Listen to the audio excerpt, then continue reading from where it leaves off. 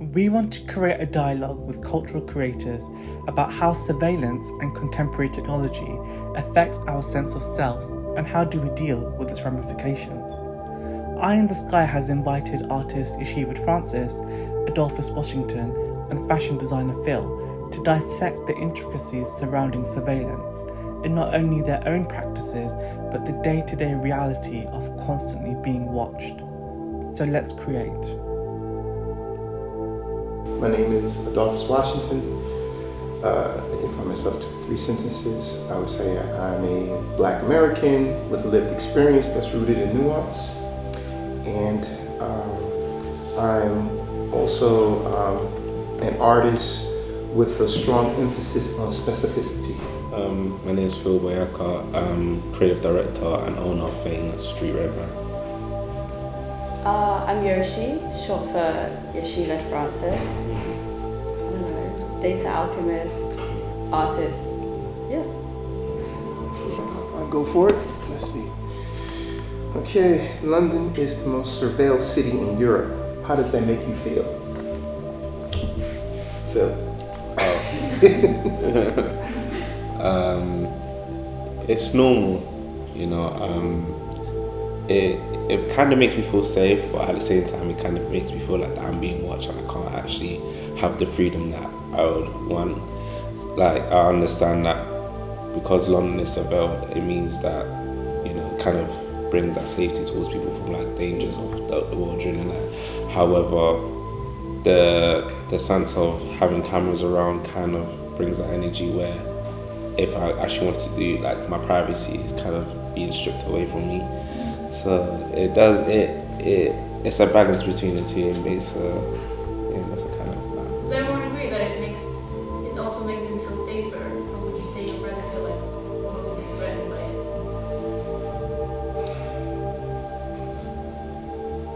I wouldn't say that it's something I'm overtly aware of. It's more so, I'm comforted by the fact that just because there's the abundance of cameras, so it's more so there's less of a chance that I'm the one in the needle's eye, if that makes sense. Just because you have to know what you're looking for and where to look for it. So it's more so, it's easier to hide in plain sight, if that makes sense. Well, whether I feel safer, I think it's one of those things that, again, Yoshi and Phil, what you were saying, yeah, there's the safety component where, you know, someone who with a sort of ill intentions, they might think twice. But then again, with citizen video, we see that sometimes surveillance has become so normalized that, you know, people are going to do what they want, and it's captured all the time. You know, with surveillance, I think it's something that, as a Black American who's descendants of sort of, you know, chattel slavery, surveillance is something that's has been part and parcel of my lived experience and my community's lived experience. You know, from policing, the tools that's used to that makes us hyper visible and hyper invisible when we're not needed.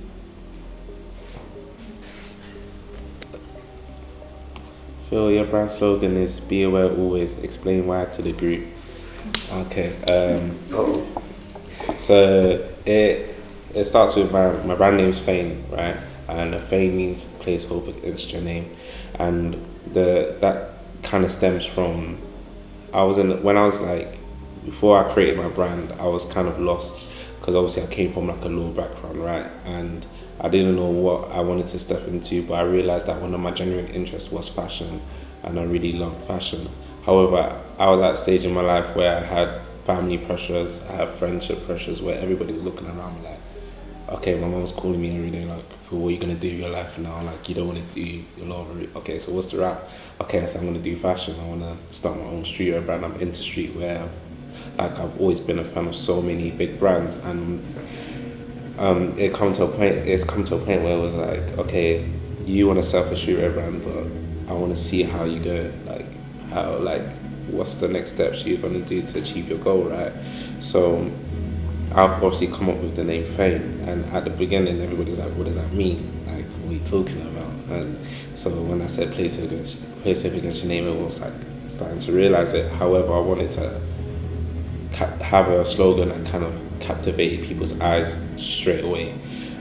So I came with the name Be Aware Always, and obviously the logo of my brand is the camera, and Be Aware Always kind of means that you kind of got to be aware always, that you kind of got to be aware that at the same time that you're living your life and you're kind of just going through the stages, you kind of got to be aware that, you know, you have your own goals to reach. You want to make sure you reach your life ends goals and whatnot, and also got to be aware that people are always like watching you, whether you feel like it or not. Like, you might not see it day to day, but like there might be someone in a place 1,000 miles away from you that's actually talking about you, that actually wants you to do well.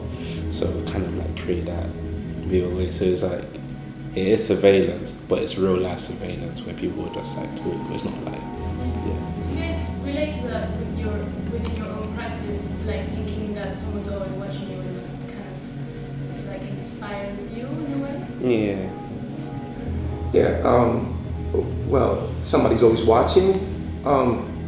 I think that my art mostly points to, again, I'm speaking to a specific audience.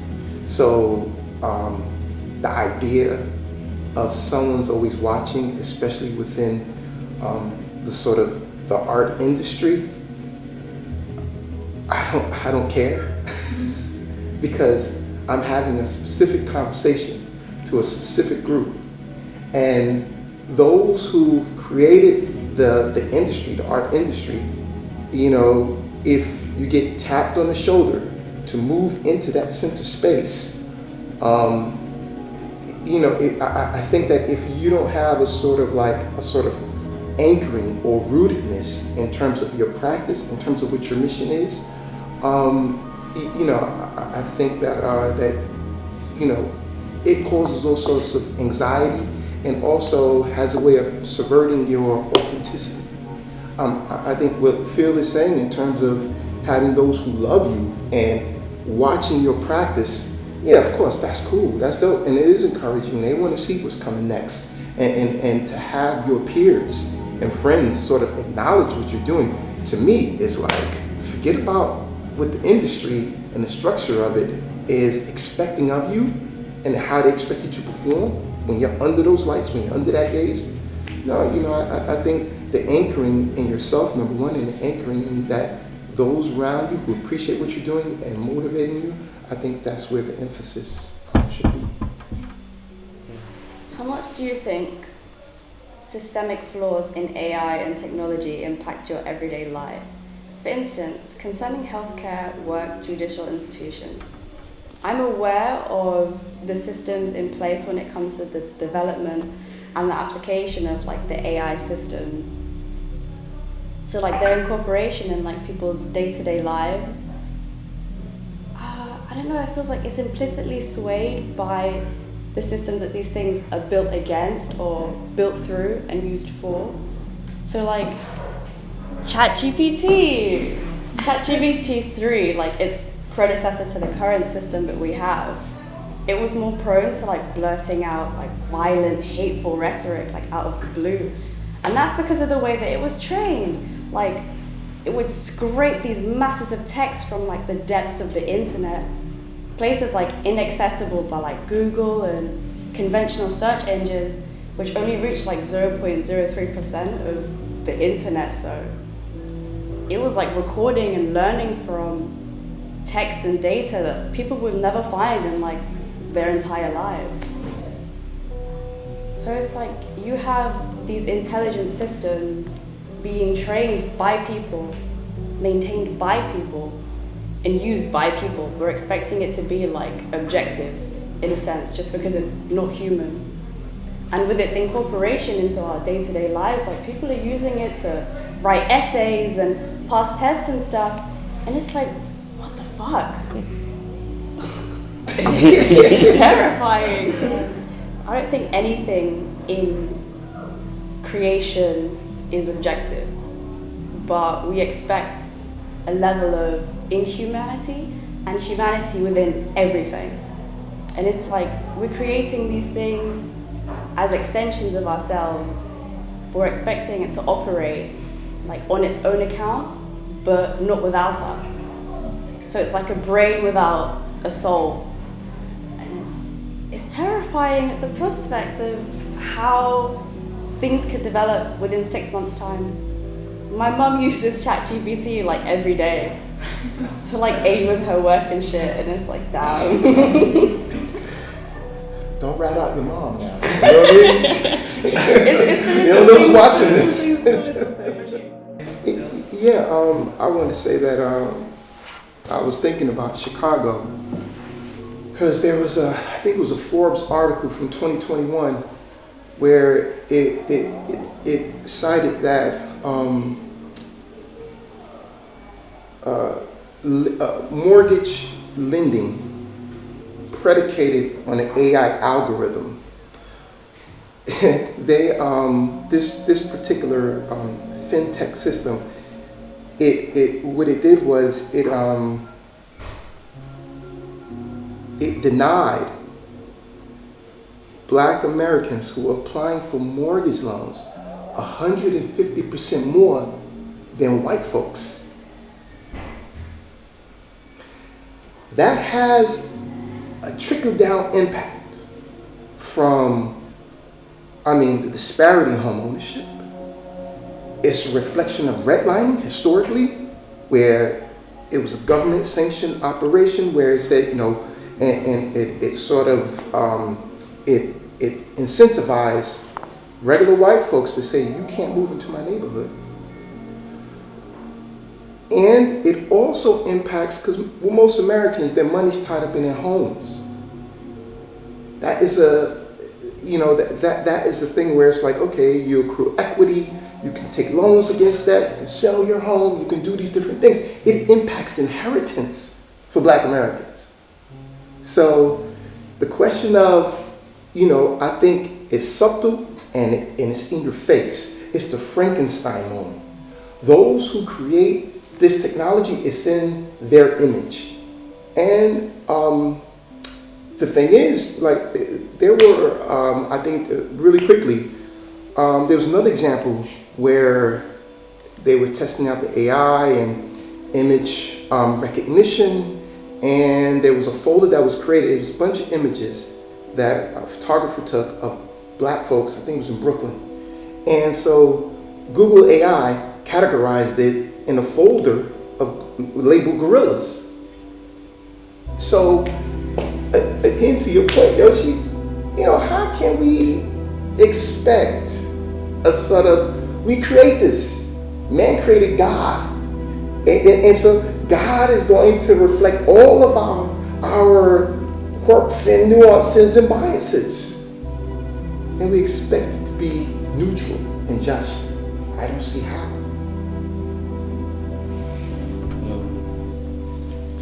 Obviously, when it comes to healthcare and stuff, you see when you're sick and you just type in Google, what's wrong with me, and you type, and they might give you a response, oh, you might have cancer or like that. You can build anxiety, whatnot, can lead to depression, can lead to higher levels of depression, anxiety. So that's like a very good, I feel that's one of the flaws in that technology and stuff.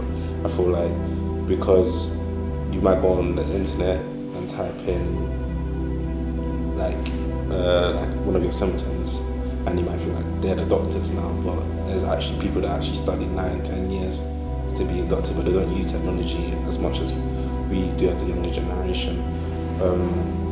I was included within that another systemic flaw is like your privacy is now out there, so digital footprint, like stuff that you might want to get rid of, like anyone can just find you in seconds. Like you might think like you're low key, but everyone can just find you within 10-20 minutes, search up your name and then find out where you live, your school, your work. So kind of gets rid of that like privacy stuff. In terms of like judicial institutions, what's a judicial institution? Do you mean like courts? I was thinking partly that, like, also big institutions within like governmental institutions, and anything related to justice and it not being carried out properly. So I was thinking more specifically at like live facial recognition in public spaces, because it sometimes misidentifies specifically people of color and women. You can put it on the flip side though, because it's like, because of the rise of technology, I think like it's been more exposed to like murders and people getting brought to justice. Like I was reading one article on my way here about a young boy that knocked on an old guy's door trying to pick up his little brothers where they got shot in the head. But like, yeah, I don't know what his name is. Have you seen it on the news?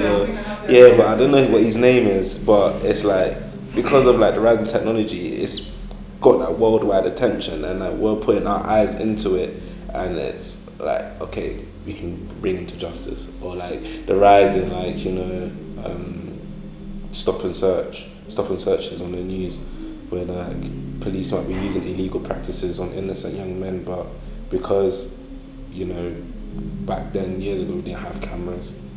I think there's also a danger in that too. Do you think? I think the danger is, I think about Rodney King, older than you guys, Rodney King, stopped by the police. He got the crap beat out of him by LAPD. And it was filmed on a big camcorder. And that was like, you saw the sort of genesis of this kind of public video. And I guess what I mean is that, you know how sometimes when things are so we're constantly being fed it, there's a numbing. Like we hear about the shootings all the time in the United States. You know, how often can you say, like, my hearts and wishes go out to, how long can you fly a flag half-mast, you know, when something like that happens? So it's almost like, I think, to your point, yeah, it is, I think it's good that it kind of identifies perpetrators. At the same time, it also has a way of a numbing effect to police brutality, and people aren't as sensitized to it, you know? And I mean, I just think about, in 1 year last year, I think the number of police killings, you know, black men being killed by, at the hands of police officers, and you hear it constantly. And, you know, you're sensitive to it, but there's also, I think, a kind of a numbing effect so how do you stay sensitized in this overabundance of citizen video that's constantly being shared? It's like the children's milk cartons in the 80s when they had the program where they put missing children on the side of the milk cartons, And it's like, so almost exactly the same, You see it, give a little, oh, Susie missing. All right, time to pull my cornflakes now. You know what I mean? You just kind of go about it. Yeah. Walk us through your use of analog technology. Why did you choose this media? Because I grew up with analog technology. I had a VHS player, big fat Sony Triniton CRT TV, and my PS2. And then eventually like the PS3 and the 4 and the Wii and blah blah blah. But I remember spending hours at home, like in my room locked away, like on the PS2 playing like the Matrix games or the Barbie games or Resident Evil. And I don't know, there's like comfort in it for me. Old technology has like physical presence. So it's like the way that things are designed now, it's designed to take up less room and be less imposing, if that makes sense. Yeah, and I just prefer it. There's so much in like the way that all the tech was like built and maintained and used, and it's like there's so much potential for it to just be taken apart and used in ways that they're not supposed to be used. Interesting work. Can intimacy be found in technology? Yeah. But I'm not in it. But like it can be in it. But like there's a rise like because like I was talking with my friend about this. Funny enough, that's why I was like it's quite funny because you know you might. Let's say, for example, you move into a new city, and you're you don't know anyone. You might be lonely because you might leave your family for a minute, and you don't have no one here, so you're just traveling alone, and you might walk in the street, you might not feel safe because you're like, okay, I don't know if I should speak to strangers. I don't know who to talk to. So you know what, you might go on your phone, might click on Instagram, Facebook. Obviously, I think there's that dating apps, whatnot, and you can just, find people that have similar interests to you, and you might start speaking to them on social media, on your phone, FaceTime, whilst being at the comfort at your own home, and then you can obviously link with them. Especially with me, I wouldn't say intimacy, but I feel like networking as well. So when I want to meet with people from different places or different countries, and I'm traveling, I might want to go to Manchester one day, but I don't know anybody in Manchester personally, so I have to go and use my phone to find obviously people. So, yeah.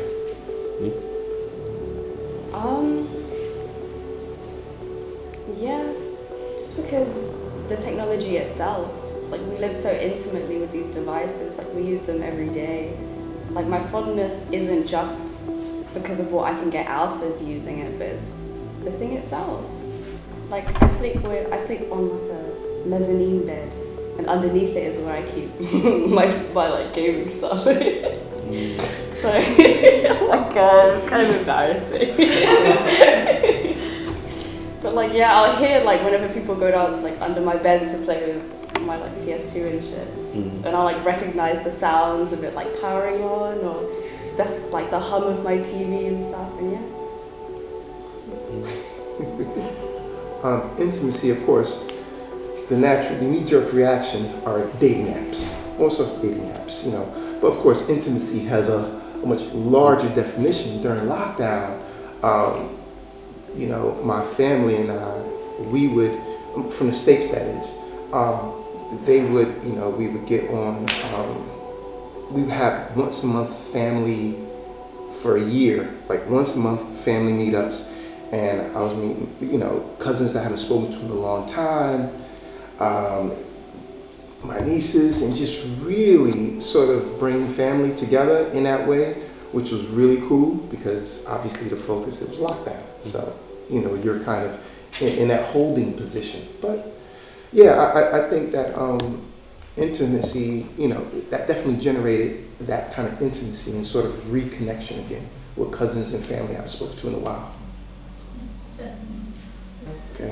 Okay, Adolphus, has being a Black American artist coming to London impacted or changed your practice and how you view surveillance?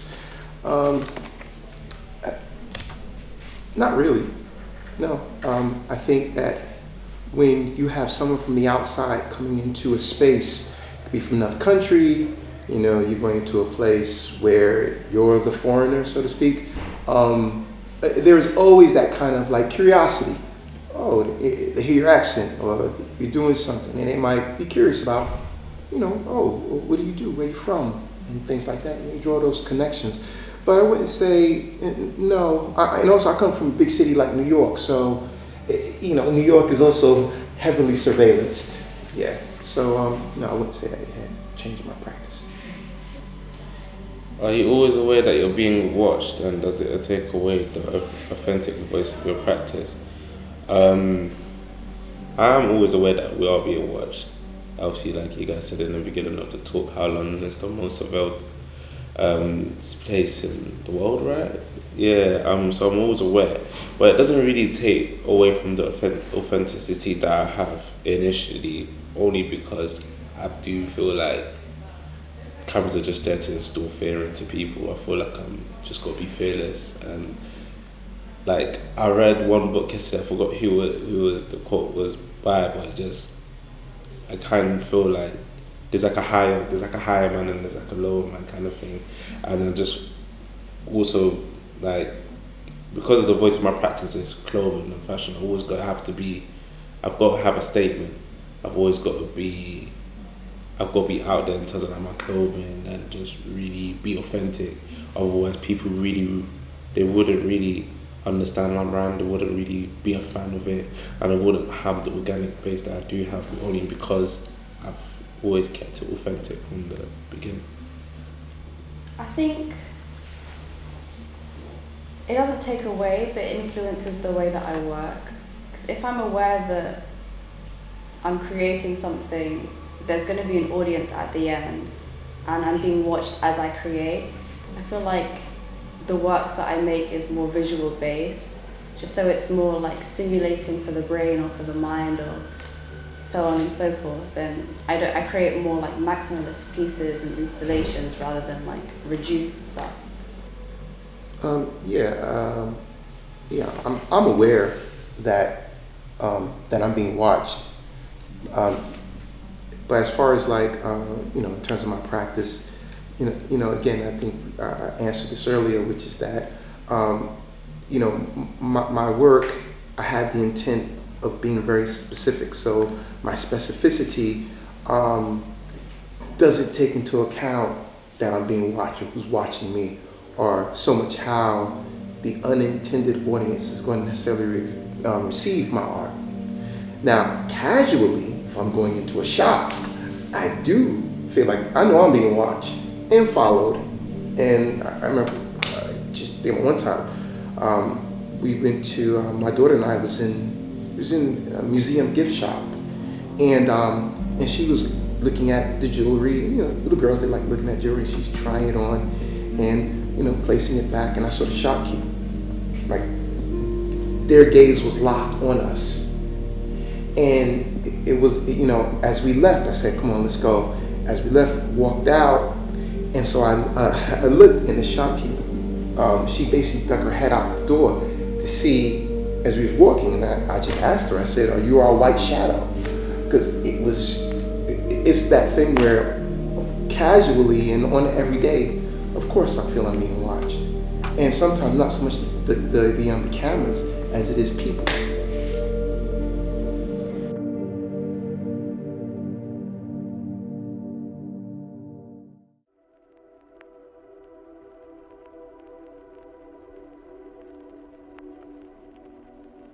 Alright, cool. So this was kind of like a semi-viral, but it was like my summer 2-piece set I did last year.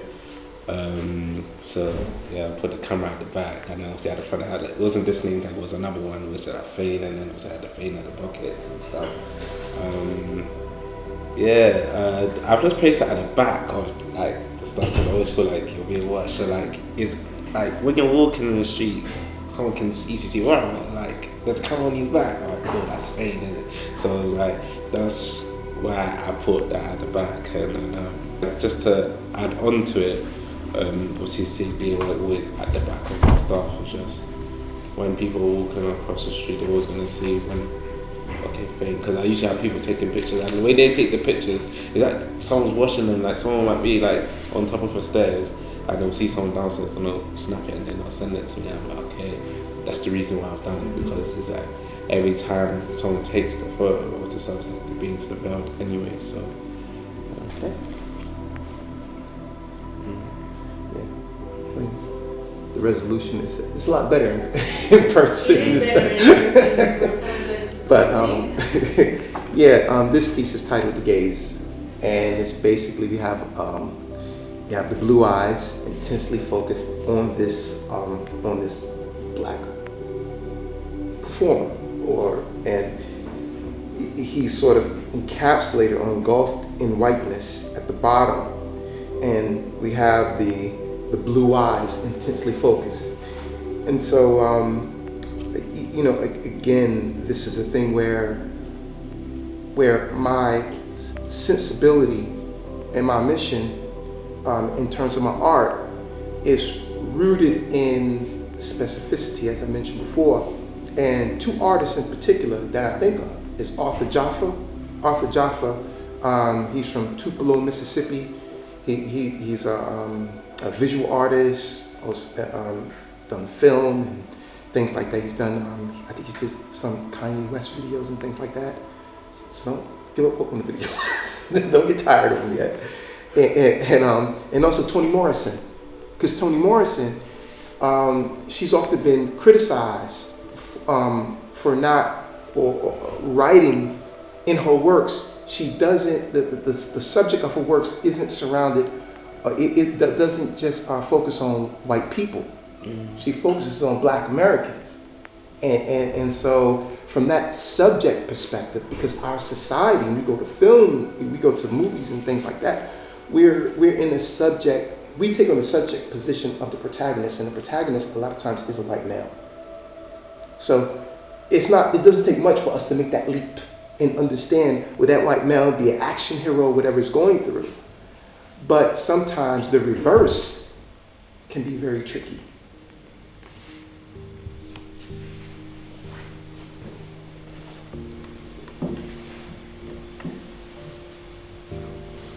This was an installation I did called Blessed Relief. It was 5 or 6 CRTs stacked together, and I had different footage running into the different TVs, so I think I had 3 different things.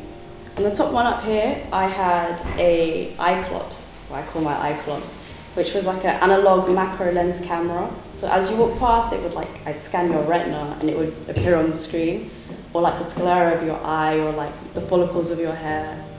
And on the 2 on the side, it would display, I think, Tomb Raider and the King Kong PS2 game, and I had them connected as like an active performance for like people to take part in and sit and play with it. And then on the other 3, I had the film that I created called Blessed Relief. And the film was like the main drawing point of the whole entire installation. Because on the TVs I also had some of my anime figurines like stacked on and around it.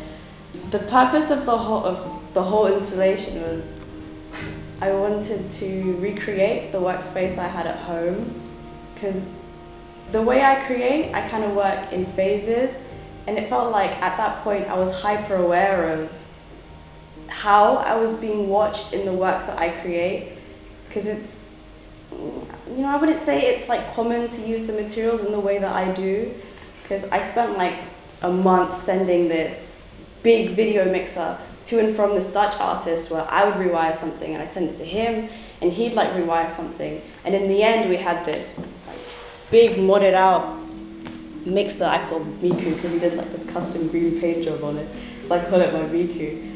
And I created the film through it, and it was all just this thing of being surveilled in this intimate state that I'm in within everything that I create.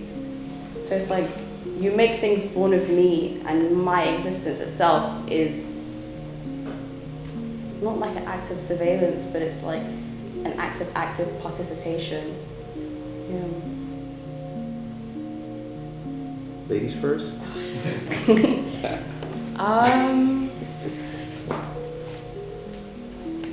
I want to say with a lot of curiosity. I think the way that I present is very non-threatening, but I don't escape the eye very easily. I think I kind of stand out in the way that I behave or the way that I dress. I was quite reduced today because I was running late, but yeah, so I think that I don't hold a lot of hostility in the way that I physically come across, but I think the moment I open my mouth or the way that I talk or the things I talk about, it stimulating in a way that doesn't help me feel safe. Okay, so I kind of split my answer into 2. So I basically feel seen because it's obviously clothing. You kind of see people wearing your clothes, and so that's why I feel seen when I see people wearing it. I don't feel seen sometimes because I might be indoors and then I see, well, how's my stuff growing? Because I don't see it. So maybe when other people are wearing it, I also do feel seen when I kind of get the recognition from people that are close to me and I'm very like family and friends and stuff. So when they give me that sign of acknowledgement, I feel seen, and I also feel seen when I'm releasing clothes and stuff. So yeah. I feel like, it's from 2 perspectives. I think one is how do I feel seen from inside out, and how do I feel seen from the outside in. And I think that as it relates to my art, the being seen is the subject matter that I tackle, and those who engage with it I think, and hopefully makes them think about various kinds of nuances within the subject matter that I'm trying to tackle. I'm taking part in a group exhibition in Nigeria and New York in a few months, and so I'm sending work to both these places. And so whether it be in New York or in Lagos, it would be interesting to see how they're going to view the subject matter and as an extension of me as an artist, and from the inside out, how do I feel seen? The best way I think I probably feel seen is through those who love me.